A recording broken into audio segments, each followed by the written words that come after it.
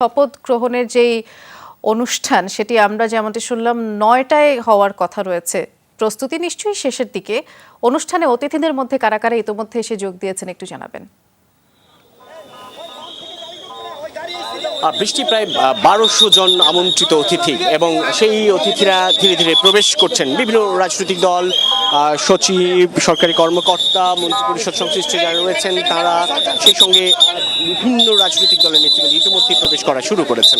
এই আমন্ত্রিত অতিথিরা বলা চলে বিকেল ৫টার পর থেকেই মূলত আসা শুরু করেছেন এবং ধীরে ধীরে প্রবেশ করেছেন। যেহেতু প্রায় ১২০০ জন আমন্ত্রিত অতিথি এই শপথ অনুষ্ঠানকে ঘিরে, সেহেতু বলা চলে যে দীর্ঘ এক ধরনের জটলা তৈরি হয়ে যাওয়া এবং সে কারণেই ধারাবাহিকভাবে তারা প্রবেশ করছেন। ইতিমধ্যেই যদি বলতে চাই যে যারা প্রবেশ করেছেন ইতিমধ্যেই বিশেষ করে বিভিন্ন রাজনৈতিক দলের নেতৃবৃন্দ প্রবেশ করেছেন, যেখানে রয়েছেন বিএনপির পক্ষ থেকে এখন পর্যন্ত প্রবেশ করেছেন বিএনপি স্থায়ী কমিটির সদস্য গয়েশ্বরচন্দ্র রায়, বিএনপি চেয়ারপারসনের উপদেষ্টা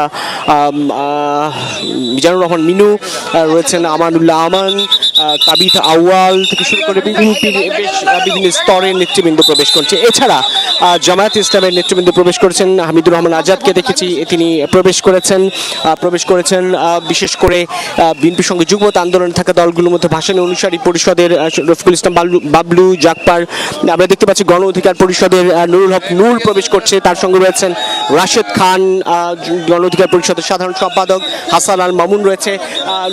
আমরা দেখেছি যে ইতিমধ্যেই প্রবেশ করেছেন সিপিবির সাধারণ সম্পাদক রহিন হোসেন প্রিন্স, ছিলেন গণতান্ত্রিক বাম ঐক্য নামে যে 4টি দলের মোর্চা তারা, এর বাইরেও বিভিন্ন রাজনৈতিক দলের নেতৃবৃন্দ ধারাবাহিকভাবে করছে। আমরা নাগরিক ঐক্যের নেতৃবৃন্দকে দেখতে পাচ্ছি, মাহমুদুর রহমান মান্না দেখতে পাচ্ছি তিনি আসলে রয়েছে। সঙ্গেই একটু কথা একটু যদি বলতেন যে কি প্রত্যাশা ভাই? পুরো দেশ একটা বিশৃঙ্খলার মধ্যে পড়ে গেছে, আনস্টেবলের মতো মনে হচ্ছে। যেহেতু গভর্নমেন্ট নাই, একটা গভর্নমেন্ট হোক যাতে কন্ট্রোলটা নিতে পারে, ইমিডিয়েটলি দেওয়া দরকার, এই এক্সপেকটেশনে আছে আমাদের। কথা বলছেন মাহমুদুর রহমান মান্না। এই যারা বিরোধী রাজনৈতিক দল তারা আসলে ইতিমধ্যেই যেটি বলছিলেন যে ছাত্র নাগরিক অভ্যুত্থানের মধ্য দিয়ে যে অন্তর্বর্তীকালীন সরকার গঠিত হতে যাচ্ছে, তাদের কাছে প্রত্যাশা দেশে অর্থনৈতিক সমৃদ্ধি, শান্তি শৃঙ্খলা ফিরিয়ে আনার সেই প্রক্রিয়াটি তারা সম্পূর্ণ করবেন। সেই আশাবাদের কথা যেমনটি রয়েছে, ঠিক তেমনি বিরোধী দলগুলোর পক্ষ থেকে বলা হচ্ছে যে অন্তর্বর্তীকালীন সরকার নির্বাচনী কাঠামোকে সংস্কার করবেন এবং এই নির্বাচনের প্রতি সাধারণের যে অনাস্থা তৈরি হয়েছে, সেই অনাস্থার জায়গা থেকে সাধারণকে আস্থায় এনে একটি সুষ্ঠু, অংশগ্রহণমূলক, গ্রহণযোগ্য নির্বাচনের ব্যবস্থা করবে এই অন্তর্বর্তীকালীন সরকার, যার মধ্য দিয়ে সাধারণ মানুষ তাদের প্রতিনিধি নিশ্চিত করতে পারবেন। সেই প্রত্যাশার কথা বারবার বলছেন বিরোধী নেতৃবৃন্দ এবং যেটি বলছিলাম যে তারা মূলত এই ক্রান্তিকাল অতিক্রম করেছে দেশ, এমন একটি বক্তব্যের কথা বলছেন। তারা বলছেন যে খুব ছাত্র নাগরিকের যে সম্মিলিত প্রচেষ্টা, তার মধ্য দিয়ে মূলত এই ক্রান্তি থেকে মুক্তি পেল বাংলাদেশ এবং যার মধ্য দিয়ে বাংলাদেশের নতুন করে এক ধরনের সম্ভাবনার দুয়ার খুলে গেল এবং সেই সম্ভাবনাটাকে কাজে লাগানোর জন্য অন্তর্বর্তীকালীন সরকার আন্তরিকভাবে কাজ করবেন, চেষ্টা করবেন দেশের যে অর্থনৈতিক ভঙ্গুর যে অবস্থা, সেই অবস্থা থেকে উত্তরণে তারা ভূমিকা রাখবেন এবং তাদের নেতৃত্বে বাংলাদেশ আবারও ঘুরে দাঁড়াবে, সেই প্রত্যাশার কথা বলছে বিরোধী নেতৃবৃন্দ। প্রায় ১২০০ অতিথি, আমন্ত্রিত অতিথি, যেই শপথ গ্রহণ অনুষ্ঠানটি শুরু হবে মূলত বা শপথ গ্রহণ অনুষ্ঠিত হবে রাত ৯টায়, যেটির সম্ভাব্য সময় ছিল রাত ৮টায়, সেটি আরও ১ ঘন্টা পিছিয়ে রাত ৯টায়। যাবতীয় যত প্রস্তুতি বঙ্গভবনে, সেই সব প্রস্তুতি ইতিমধ্যেই সম্পন্ন হয়েছে।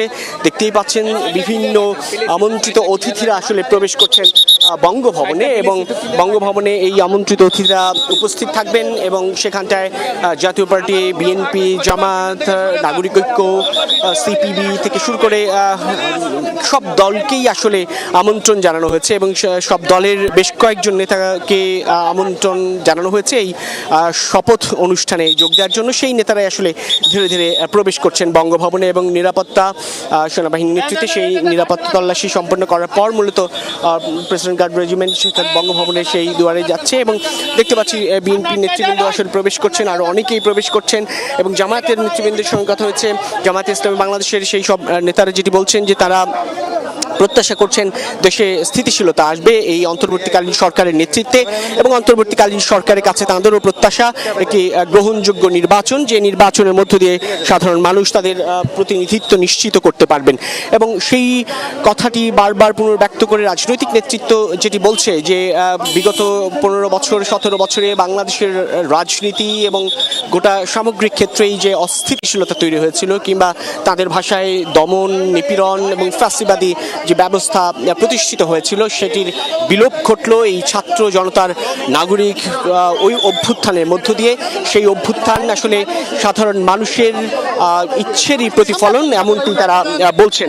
এবং আমরা সেই সব নেতৃবৃন্দের কিংবা সেই সব জায়গাগুলো থেকে বলছি যেটি যে রাজনৈতিক নেতৃত্ব যেটি বারবার বলছেন, দেখতে পাচ্ছি গণফোরামের সুব্রত চৌধুরী, তারা একটু বলবেন যে কি প্রত্যাশা অন্তর্বর্তীকালীন সরকার? আমরা অত্যন্ত আনন্দিত প্রফেসর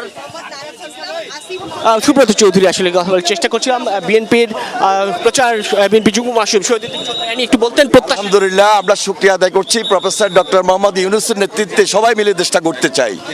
কথা বলছেন শহীদুদ্দীন চৌধুরী আইনি, বিএনপির যুগ্ম মহাসচিব এবং যিনি সদ্য কারামুক্ত বটে। অর্থাৎ এই কোটা সংস্কার আন্দোলন ঘিরে যে কোটা সংস্কার আন্দোলন ঘিরে বিএনপির যে নেতৃবৃন্দকে আটক করা হয়েছিল তার মধ্যে শহীদুদ্দীন চৌধুরী আইনিও ছিলেন। তিনি যেমনটি বলছেন যে ডক্টর মোহাম্মদ ইউনূসের নেতৃত্বে যে অন্তর্বর্তীকালীন সরকার গঠিত হতে যাচ্ছে, সেই অন্তর্বর্তী আমরা দেখতে পাচ্ছি প্রফেসর ডক্টর শাহেদা রফিক, তিনি বিএনপি নেত্রী, কিন্তু তার আগে মূলত ছিলেন ঢাকা বিশ্ববিদ্যালয়ের পদার্থবিজ্ঞান বিভাগের অধ্যাপক। ঢাকা বিশ্ববিদ্যালয়ের বেশ কয়েকজন শিক্ষককে আমরা ইতিমধ্যেই প্রবেশ করতে দেখেছি বঙ্গভবনে, এবং তাদের সকলেরই একই প্রত্যাশা যে তারা আসলে আশা করছেন যে এই সরকার দেশে স্থিতিশীলতা আনবে। যেই যে অস্থিরতা কিংবা এখনো যেটি চলমান রয়েছে, শান্তি শৃঙ্খলা বা সামগ্রিক আইন শৃঙ্খলা পরিস্থিতির উত্তরণ ঘটবে তাদের নেতৃত্বে। এবং আমরা দেখতে পাচ্ছি বিএনপির স্থায়ী কমিটির সদস্য মির্জা আব্বাসের গাড়িও আসলে এখানটায় এসেছে, এবং বিএনপি নেতৃবৃন্দ সহ বিরোধী রাজনৈতিক দলের নেতৃবৃন্দ, এখন পর্যন্ত আওয়ামী লীগ এবং অর্থাৎ সর্বশেষ ক্ষমতাসীন দল আওয়ামী লীগ এবং তাদের নেতৃত্বাধীন যে 14 দলীয় জোট, সেই সব দলের কোনো নেতৃবৃন্দকে আমরা এখানে প্রবেশ করতে দেখিনি।